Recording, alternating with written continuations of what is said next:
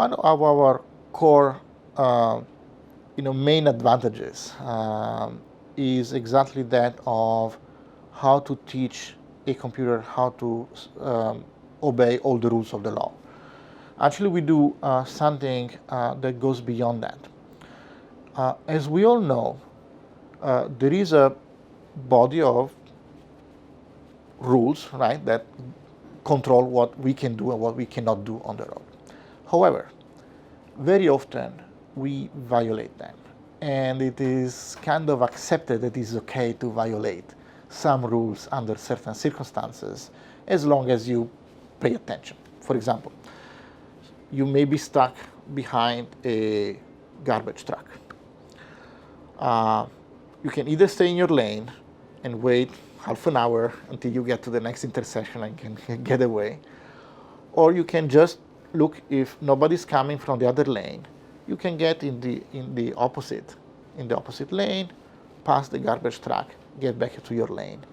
And as long as you do it safely and you check that nobody's coming from the other direction, nobody will really fault you for that.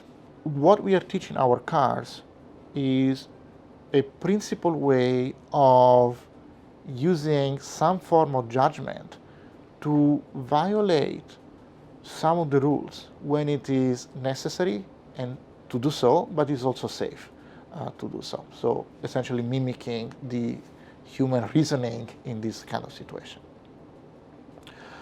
That said, I think that there is a danger in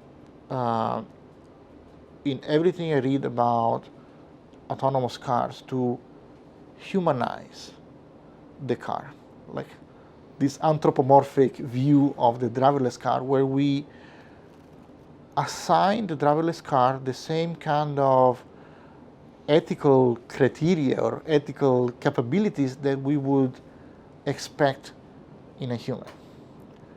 I think that that is somewhat dangerous because the self-driving car will not be a human. It's not meant to replicate the human. Some people talk about having a Turing test for autonomous cars. That is, would I be able to distinguish from the outside a car driven by a human or a car driven by a computer? And the idea is I want to make them essentially indistinguishable. I'm not sure that's a good idea. That is, if you think of it, is tantamount to saying that humans are the perfect paradigm for driving. And as we all know, they're not. This could be a little bit controversial, but one way that I think that we could think of autonomous cars is really as appliances that happen to drive from place to place.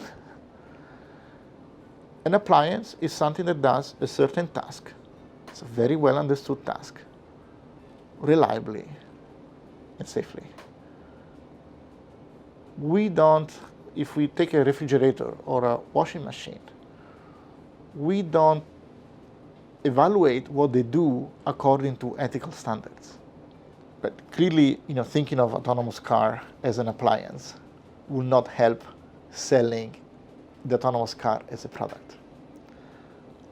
However, if I think of autonomous car as something that is just offering me the service of, transporting me from A to B, then I think of it as an elevator, right? A horizontal elevator, or a more sophisticated elevator that instead of just going back and forth along a fixed route, can actually travel over a complicated road network, essentially take me anywhere I want to go in a city. I think that that is is a somewhat critical change of perspective. So we don't think of elevators as something that needs to behave like a human would behave.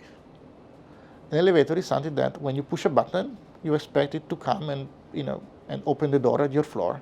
Then you get in, you push another button, it takes you to the third floor or wherever you want to go. And that's it. So this is the service that it provides. And as long as it provides this service in a very well understood, reliable, repeatable way, then it's fine.